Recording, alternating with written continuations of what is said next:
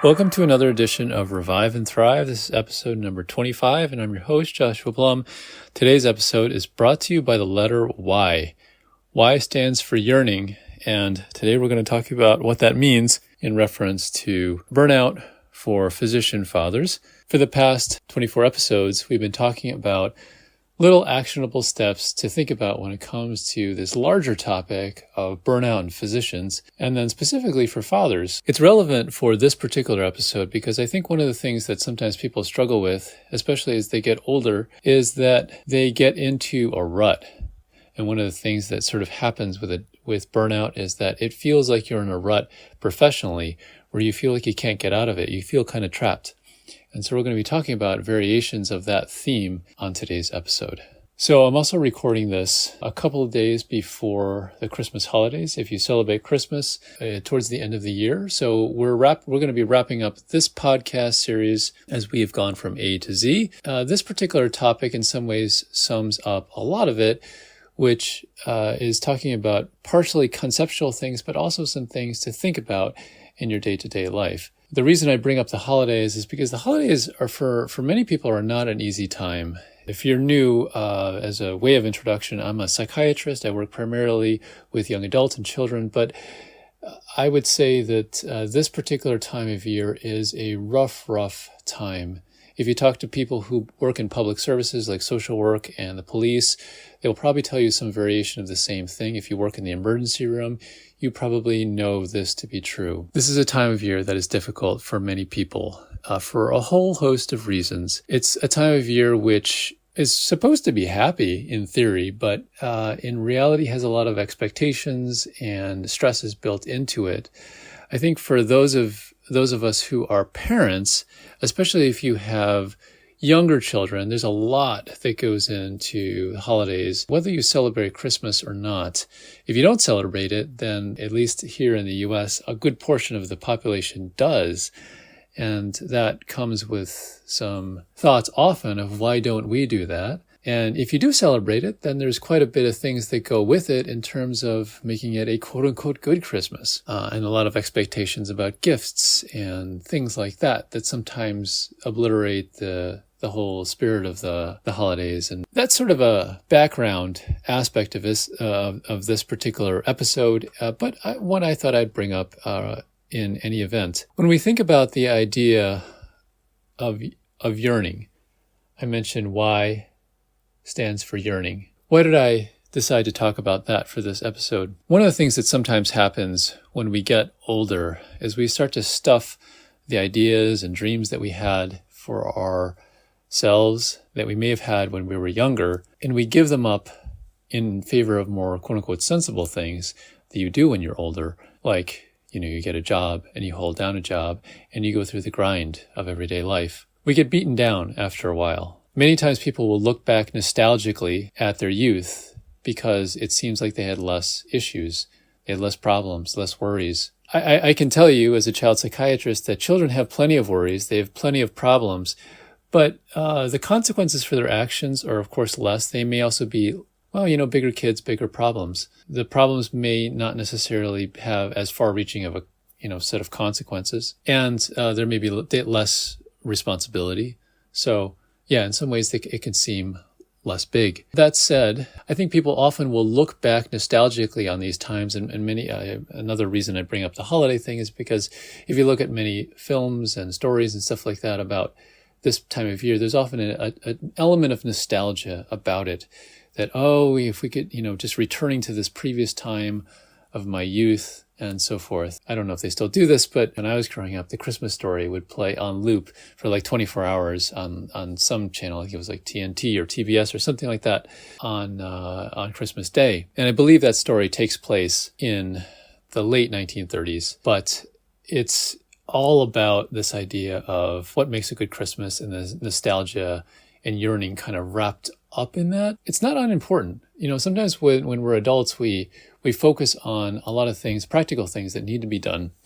And we forget that it's important to have wishes. It's important to have dreams. Those things are not just the province of childhood. Going back to the example I gave about childhood being a nostalgic period, when people look back on childhood, they may in fact forget all the misfortune and other stuff that happened during those times.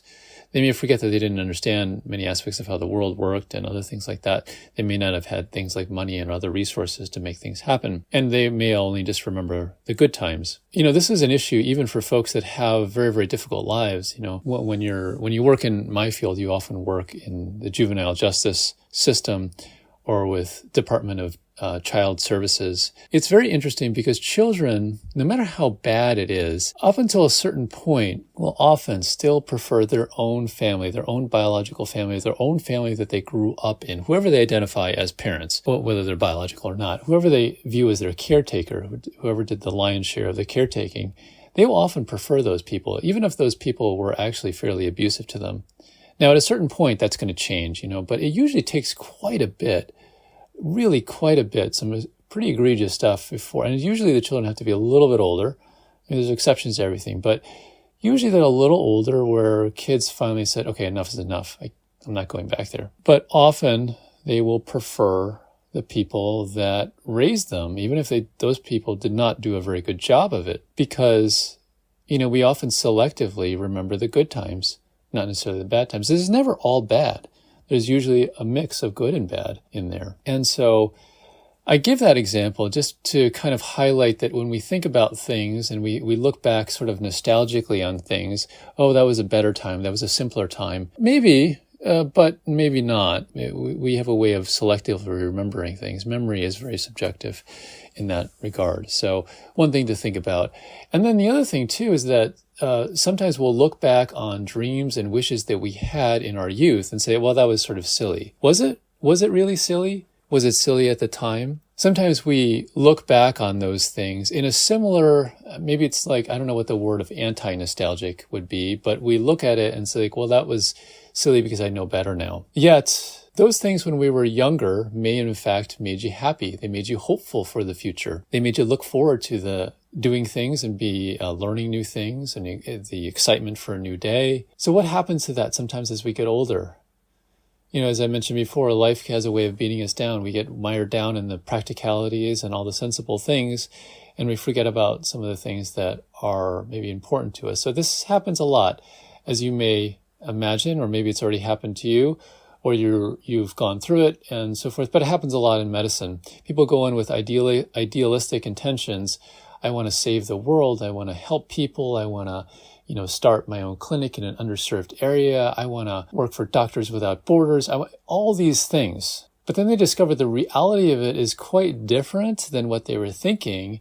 And even if they go and do it, they may discover that they sort of lose the spark from it and it becomes a chore instead of something that they were passionate about and looking forward to. There's this idea of making your passion the thing that you earn your living by, make your avocation your vocation, so to speak. I think that can work for some people. But I think the other flip side of it is that in some cases, that just means that the thing that brought you joy, your hobby, the thing that you look forward to is now something that serves a very different role in your life, something that burns you out as opposed to sustains you. And you can see this with people who do creative things. You say you're a painter or a photographer or a dancer or something like that, and you say like, okay, well, I'd like to make my living doing this, which is great because you get to do it all the time. But then on the other hand, you do it all the time, and now your ability to enjoy it comes secondary to your ability to find some way of supporting yourself. So it's a huge issue, I think, in the creative arts because you always have this tension there. And in some ways, some people choose not to do that because although they may not earn much waiting tables or working as a cashier somewhere, that's just the way that they earn their bread.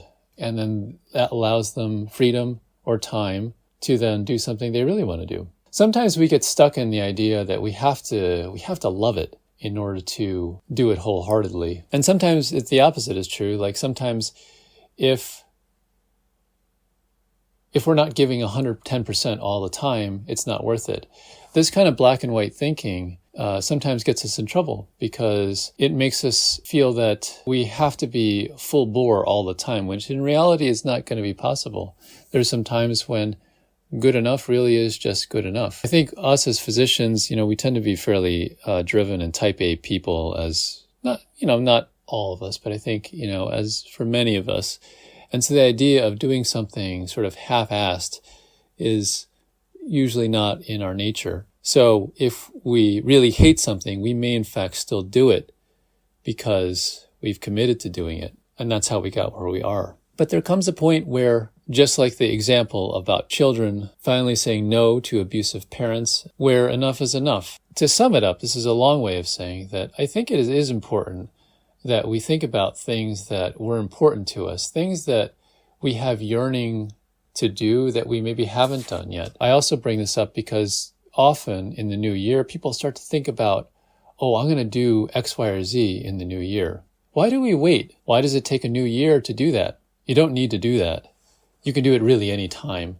Although I would say now is as good a time as any. I'm recording this right after the winter solstice, at least in the U.S. The 21st was yesterday, which was the winter solstice, the shortest day of the year, and therefore the longest night. And, it's interesting. Around the world, people have various ways of kind of celebrating this. It's sort of usually it's the traditional, I guess, sort of official beginning of winter, I guess, in our calendar, but it's also like the end of the harvest season. And so in Asia, for example, there is a sort of winter solstice celebration that kind of marks that.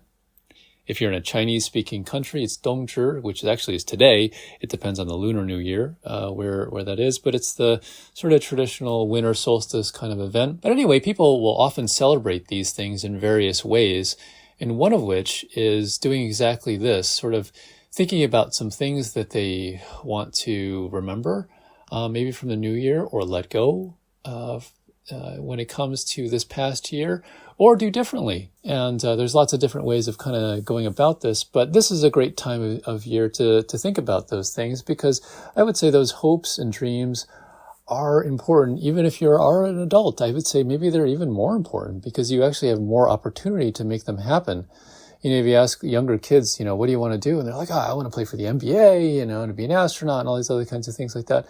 Those are all great. However, they may realistically not be feasible. I think as an adult, sometimes we forget, that's not realistic. It doesn't mean it's not necessarily important. Is there some way you can fulfill some of that in your day-to-day life? So one thing that I think to think about for this upcoming year is to think about what sort of aspirations do you have? What sort of things do you want to invigorate your professional or maybe parenting life with?